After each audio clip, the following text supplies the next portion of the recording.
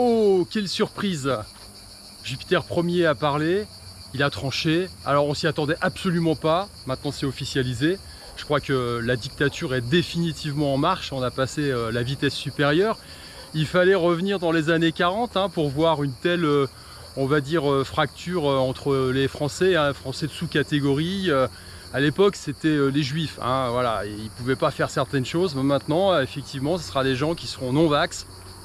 Merde, bah oui, parce qu'ils mettent en danger la vie de leurs concitoyens, voilà. Donc effectivement, on commence comme ça par les soignants, mais rassurez-vous, hein, ça sera étendu largement au reste de la population. Donc la plupart des moutons qui croient encore qu'on va revenir au monde d'avant, eh bien, se berce d'illusions. Vous rêvez debout. Ça fait plus d'1 an qu'on le dit, qu'on vous le dit. Tout était annoncé.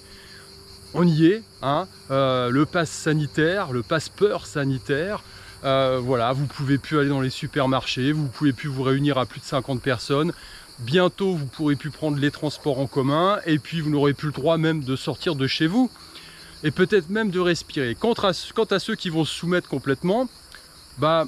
ça ne change pas grand chose à vrai dire, hein, parce que vous avez toujours l'obligation de porter la muselière, de garder les gestes barrières, attention c'est pour votre bien comme toujours.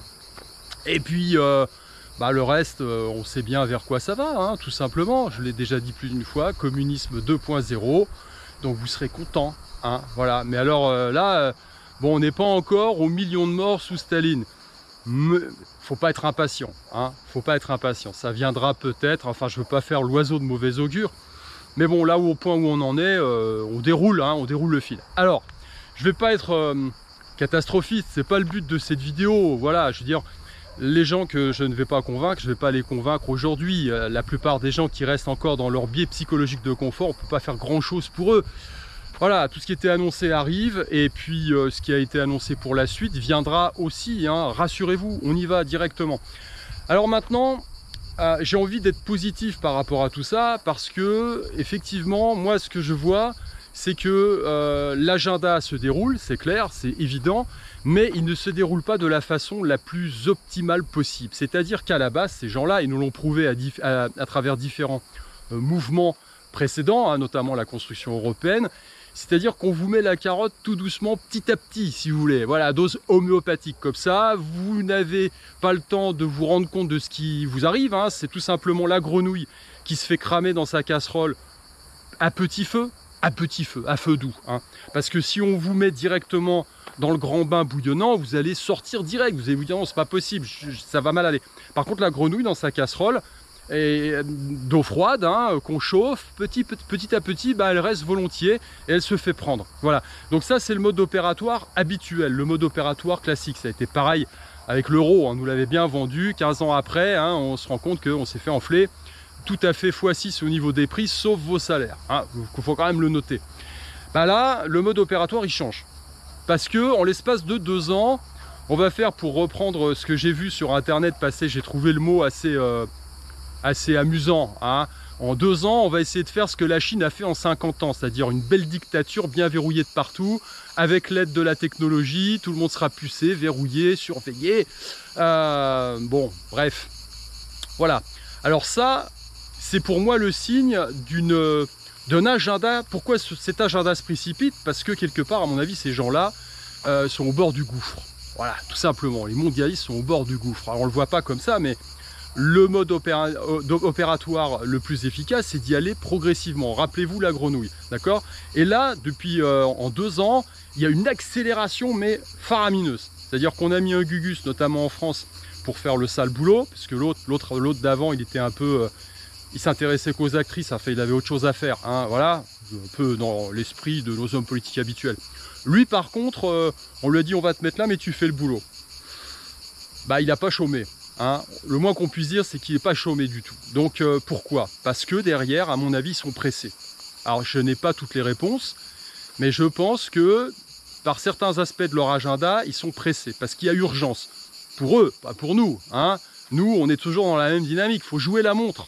À mon sens, c'est la meilleure des stratégies possibles. Jouer la montre et résister. Voilà, donc ça c'est le premier point. Effectivement, je pense qu'au niveau de l'agenda, ils sont pressés, ça c'est un bon signe pour nous. Donc jouez la montre, voilà. La deuxième chose, c'est le consentement. C'est un élément fondamental et central de l'équation. Ils ont besoin de votre consentement. Alors d'un point de vue purement factuel, au niveau juridique, on ne peut pas vous obliger à faire un truc. Imaginez l'État vous oblige à faire un truc et derrière vous fait signer un papier comme quoi vous êtes au courant de tout et que vous assumez vous-même les risques. C'est pas comme ça que ça fonctionne. Moi, si on m'oblige à faire un truc et puis que je me laisse faire, je vais dire ok, d'accord. Mais s'il m'arrive un machin, je me retourne contre toi. Bah là, on vous dit non, vous êtes au courant de tout et vous ne pouvez vous n'en prendre qu'à vous-même. Donc c'est pas possible. Vous voyez bien qu'il y a un gros problème juridique. Donc ce qui se passe là, c'est tout simplement, entre guillemets, un coup de bluff. C'est-à-dire on vous met un coup de pression, ça va pas trop mal marcher, 20 000 personnes qui affluent sur la plateforme en ligne de Doctolib, a priori, d'après ce que j'ai vu, histoire de s'inscrire vite pour pouvoir avoir un rendez-vous, pour se faire mettre le shot. Bon, bah c'est pas mal. Voilà, c'est-à-dire que on joue le bluff, encore une fois. On vous intimide, on vous force plus ou moins à la main, on met en place tout un système pour vous obliger finalement à vous soumettre. Donc, ils ont besoin de votre consentement d'un point de vue juridique et purement factuel déjà. Et je pense qu'un point de vue spirituel également. Et ça, c'est un élément qui est vraiment central.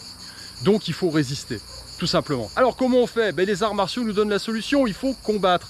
Alors, aujourd'hui, c'est compliqué de prendre, on va dire, les armes comme en 40, machin, puis d'aller dans le maquis. Pourquoi? Parce qu'il faut quand même, en backup, peut-être un pays qui vous soutienne et qui vous finance. Là, c'est plus difficile. Après, je me dis peut-être qu'un groupe de hackers bien déterminés, avec des connaissances on va dire, poussées en informatique, peut faire pas mal de dégâts. Voilà, mais ça, c'était un autre sujet. Maintenant, je pense qu'effectivement, la résistance, elle est de différentes façons. Je vais juste vous parler des arts martiaux en vous disant qu'on a deux voies possibles. Là, on a souvent la voie de la souplesse, le fameux judo, retourner la force de l'adversaire contre lui-même. Puis on a une voie plus dure, plus rentre dedans, un peu comme en karaté martial. Donc je pense qu'au niveau individuel, chacun peut jouer sur ces deux façons de procéder, c'est-à-dire avoir une stratégie plus en souplesse, on va dire, et puis une stratégie plus dure quand l'opportunité se présente. Voilà, on va pas en dire plus, ici c'est difficile, Voilà, je vous rappelle que vous pouvez me laisser votre mail éventuellement sur ma liste de distribution que j'ai encore jamais utilisée, mais peut-être qu'à un moment elle sera utile. Voilà, je dis ça comme ça. Allez, juste pour rigoler, je vais vous laisser aussi le lien de ma vidéo sur la gestion du stress, parce que je pense que on va devoir tous avoir un entraînement approprié à ce niveau-là dans un premier temps. La rentrée va être chaude. Et ça va être compliqué, donc il va falloir gérer ça aussi. Voilà. Donc rappelez-vous de ça, tout simplement, les arts martiaux, la voie de la souplesse et la voie de la dureté. Et la dureté, pas n'importe comment, on ne fonce pas contre un mur de briques sans y être préparé. Il faut une opportunité pour ça. Voilà, il faut être un petit peu intelligent. Au-dessus des muscles, on a un cerveau, donc il faut l'utiliser et en priorité. Voilà. Dans tous les cas de figure, aucune école d'arts martiaux nous apprend la soumission. Voilà, je rappelle juste ça au passage. Allez, sur ce, je vous laisse, je continue, moi, de me nourrir des éléments. Je pense que vous entendez un petit peu là, voilà, c'est ça la nature, c'est la connexion au réel. Voilà, ça fait du bien. Allez, je vous dis à plus, ciao.